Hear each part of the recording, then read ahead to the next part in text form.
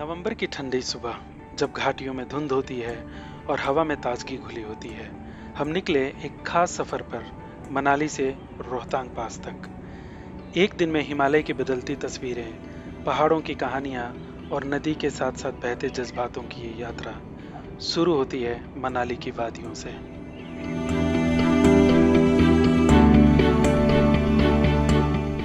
आज हम जाने वाले हैं कोठी और मरी के रास्ते रोहतांग पास तक। ये यात्रा होने वाली है 55 किलोमीटर की, जो हम 2 आवर्स में कवर करने वाले हैं। चलिए चल के दिखाते हैं वहां से। विमान सिंह, हम लोग दिखाएंगे कि कैसा है मौसम वहाँ पे, बर्फ है कि नहीं है। हम लोग एक्साइटेड हैं, लेट्स सी वहाँ पे क्या मिलता है। Okay sir. और ये भैया हम लोगों को लेके जा रहे हैं। इनका नंबर मैं शेयर कर दूंगा कॉल में, आप लोग जब आएंगे तो इनसे कांटेक्ट कर सकते हैं आगे घूमने के। चलिए मिलते हैं वहाँ। इस खूबसूरत रास्ते में हमें साथ मिल रहा था ब्यास नदी के नज़ारे का। आगे बढ़ते हुए थोड़ी सी ऊंचाई पर जाने के बाद हमें टर्न लेना था पालचान से ओल्ड मनाली ले हाईवे की तरफ, जो मढ़ी होकर रोहतांग पास की तरफ जाएगा। जैसे जैसे हम पलचान से मढ़ी की तरफ बढ़ते हैं, सड़कों के किनारे ऊंचे ऊंचे देवदार के पेड़ हमारी यात्रा के साथी बन जाते हैं।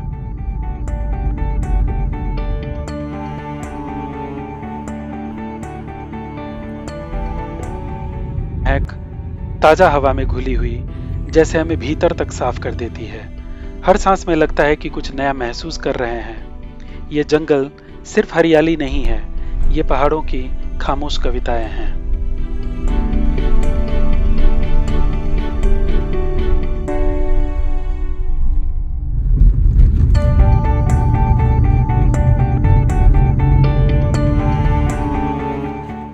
गुलाबा चेक पॉइंट से आगे बढ़ने के बाद थोड़ा ऊपर जाने पे हमें यहाँ पे बहुत से लोग खड़े हुए दिखाई दिए। यहाँ पे लोग जंगलों की तरफ बढ़ के एंजॉय कर रहे थे और फोटो ले रहे थे। और यकीन मानिए, यहाँ पे दोनों तरफ देवदार के जंगल एक अलग ही नज़ारा बनाते हैं। मजा आ गया इस जगह पे। ये जगह मनाली से थोड़ी ऊपर है। जैसे जैसे हम रोहतांग पास की तरफ बढ़ रहे थे, हम लोग ऊंचाइयों की तरफ और बढ़ते जा रहे थे। यहाँ उतरकर थोड़ा समय जंगलों में बिताने पर बड़ों के साथ साथ बच्चे भी काफी एंजॉय कर रहे थे। यह दृश्य हम सबके लिए अनयूजुअल था। आप देख सकते हैं बच्चे कैसे जंगलों की तरफ आगे बढ़ रहे हैं और खूब सारी मस्ती करते नजर आ रहे हैं। आप जब भी यहाँ आए, थोड़ा समय रुककर और अपने बच्चों को और खुद को इस जंगल में घूमने का मौका जरूर दें।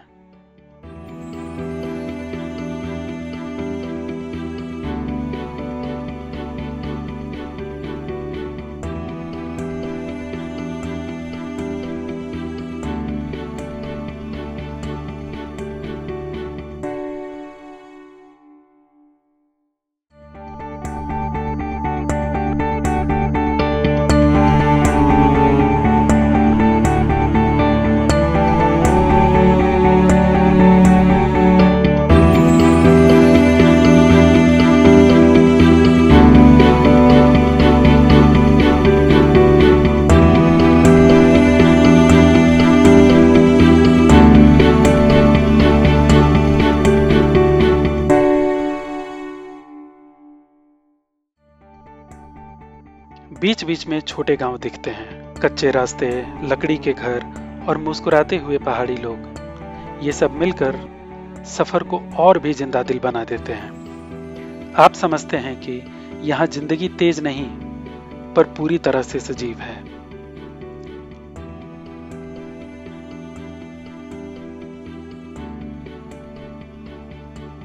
और जब कभी आप ऊपर देखते हैं, बर्फ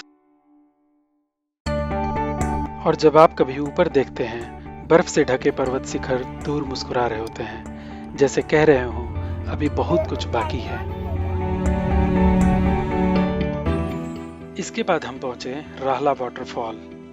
ये झरना समुद्र तल से लगभग 8,500 फीट पर स्थित है। ठंडे पानी की बूंदें चेहरे पर पड़ते ही नींद एकदम गायब हो जाती है।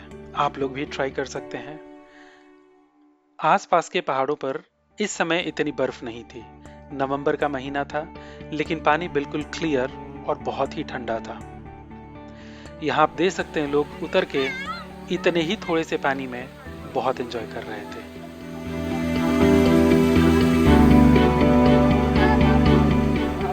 मरी की तरफ आगे बढ़ते हुए हमें मिला ये छोटा सा स्पॉट। यहाँ हम रुके, थोड़ा समय अपने पैर को ठंडे पानी में डुबोए और अपनी थकान से राहत पा लिए। पहाड़ी में ऊपर चढ़ना गाड़ी में बैठकर अपने आप में बहुत थकान भरा होता है, और सही मायने में इस रास्ते में जो ओल्ड मनाली लेह हाईवे है, आपको बहुत सारे छोटे छोटे एडवेंचरस एंड इंटरेस्टिंग प्लेसेस मिलेंगे। यहाँ आप उतरकर थोड़ा समय व्यतीत कर सकते हैं और थोड़ा थकान से राहत भी पा सकते हैं। और अब हम चलते हैं मढ़ी की ओर। इस ओल्ड लेह मनाली हाईवे से गुजरने वाले लोग मढ़ी के आने का इंतजार करते हैं। मढ़ी 10,500 फीट की ऊंचाई पर बसा एक छोटा सा बाजार है। यहाँ कई छोटे छोटे ढाबे हैं जहां आप गर्मा गर्म मैगी, चाय और आलू के पराठे का आनंद ले सकते हैं।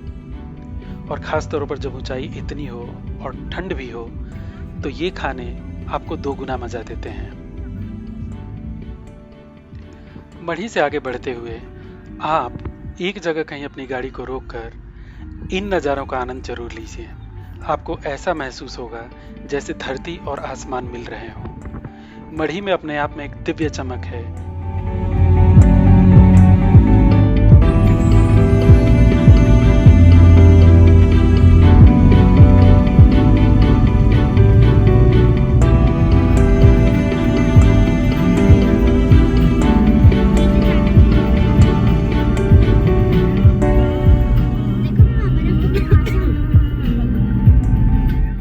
रोहतांग के रास्ते पर मढ़ी से ऊपर जाने के बाद थोड़ा आगे बढ़ते ही आपको मिलता है ये ब्यास नदी का पवित्र उद्गम स्थान। ये वही नदी है जिसका उद्गम रोहतांग पास के ब्यास कुंड से हुआ है। कहा जाता है कि इसी स्थान पर महर्षि वेद व्यास ने तपस्या की थी। यहाँ ऊंचे ऊंचे पहाड़ और ये छोटी छोटी पत्थरों की कलाकृतियां एक अलग ही कहानी बयां करती हैं। यह उद्गम स्थान पीर पंजाल की पहाड़ियों में सी लेवल से 12,140 फीट की ऊंचाई पर स्थित है। इस जगह पर ग्लेशियरों का पिघला हुआ पानी इकट्ठा होकर नदी के रूप में नीचे की ओर बहता है। यह एक छोटा सा झील नुमा क्षेत्र है जिसके चारों ओर ऊंचे ऊंचे पहाड़ जो सर्दियों में बर्फ से ढक जाते हैं, और यहाँ से पानी धीरे धीरे बहकर नीचे नदी की तरफ चला जाता है। यहाँ का पानी बेहद साफ और बर्फ की तरह ठंडा होता है।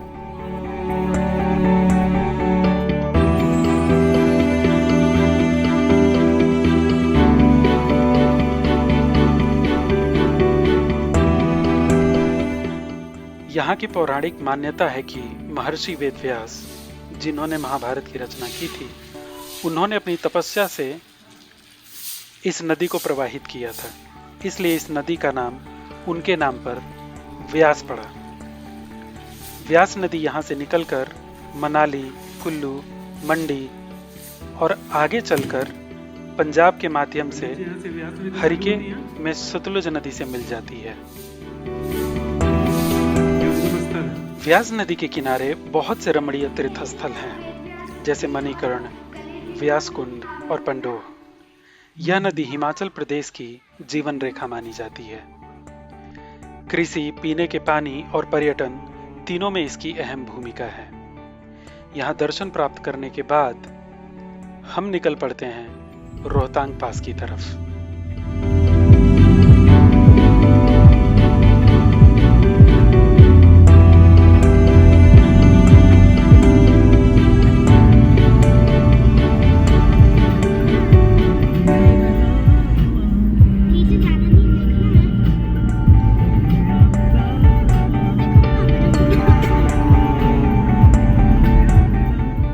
अब हम पहुंच चुके हैं इस दिन की सबसे प्रतीक्षित मंजिल की ओर, रोहतांग पास।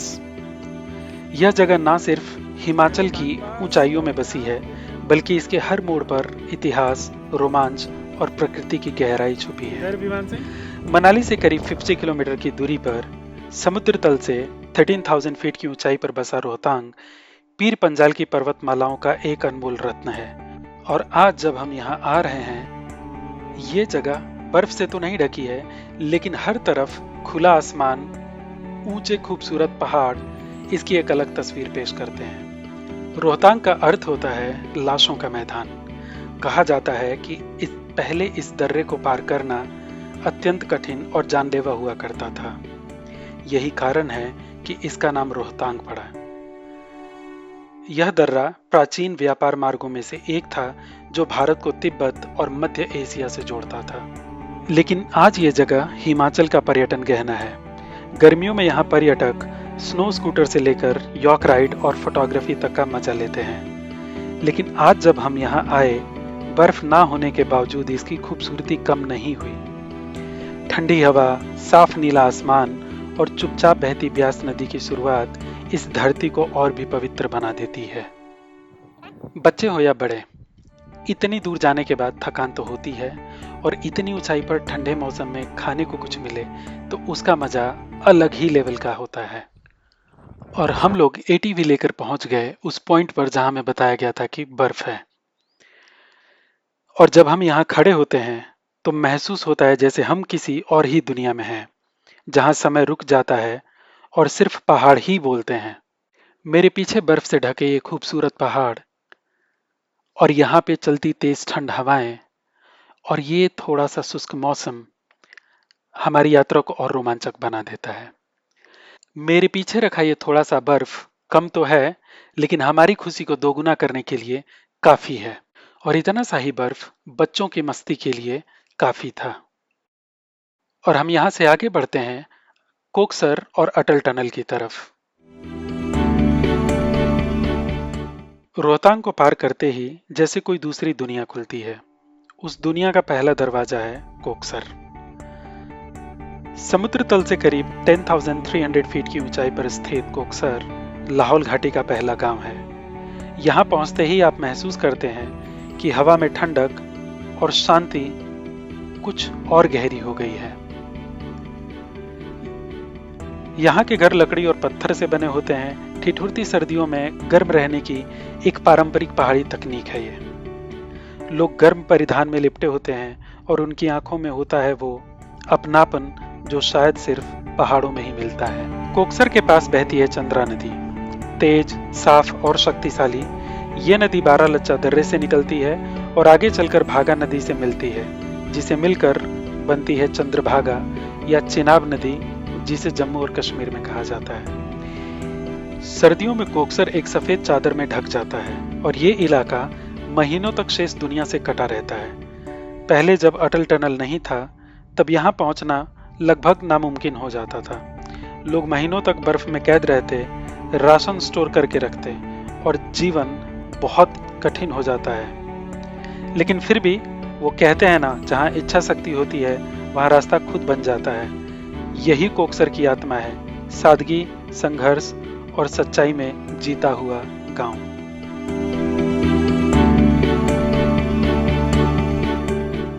इस नदी के किनारे पर खड़े होकर आप उस मौन को महसूस कर सकते हैं जो शब्दों से नहीं, सिर्फ मन से समझा जा सकता है।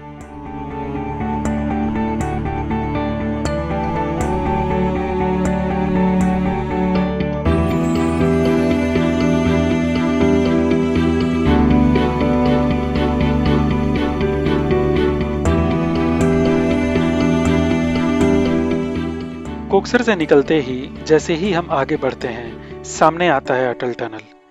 ये सिर्फ एक सुरंग नहीं है, ये एक सपना है जिसे दशकों बाद साकार किया गया। अटल टनल दुनिया की सबसे लंबी हाईवे टनल है, जो समुद्र तल से 10,000 फीट की ऊंचाई पर बनी है। इसकी लंबाई 9.02 किलोमीटर है और ये लाहौल स्पीति को साल भर मनाली से जोड़े रखने वाला एकमात्र माध्यम बन चुकी है। जैसे ही आप टनल से निकलते हैं, अचानक दृश्य बदल जाता है। आपके सामने खुलता है धौलाधार और पीर पंजाल की पर्वत श्रृंखलाओं का मनोरम दृश्य। वो एक अलग ही एहसास होता है, जैसे अंधेरे से उजाले की ओर एक नई शुरुआत। अटल टनल न केवल लाहौल घाटी के लिए एक वरदान है, बल्कि ये अब एक टूरिस्ट डेस्टिनेशन भी बन चुकी है। लोग यहाँ सिर्फ सफर नहीं करते, वे इस इंजीनियरिंग और रोमांच को भी देखने के लिए आते हैं। यहाँ से गुजरना और इसके साथ एक आपकी तस्वीर ना होना शायद आपके यादों को पूरा ना करें, और इसलिए हम यहाँ पे रुकते हैं। जैसे बाकी के लोग यहाँ पे तस्वीरें ले रहे थे, हम भी उत्साहित थे और हमने भी कुछ तस्वीरें इस जगह को अपनी यादों में हमेशा के लिए संजोए रखने के लिए लिए। सफर वापस जा रहा था उसी जगह जहाँ से शुरू हुआ था, मनाली। लेकिन मन अब वैसा नहीं था जैसे इन पहाड़ों ने कुछ सिखा दिया हो, कुछ छू लिया हो। शुद्ध हवा, साफ पानी, सादगी से भरा जीवन और वो पर्वतीय मुस्कानें, यही तो है असली ट्रैवल एक्सपीरियंस। तो ये थी हमारी एक दिन की मनाली से रोहतांग और वापसी की यात्रा। एक दिन जो यादों में हमेशा के लिए बस गया। अगर आप भी सुकून, रोमांच और पहाड़ों की कहानी का हिस्सा बनना चाहते हैं तो ये ट्रिप आपके लिए है।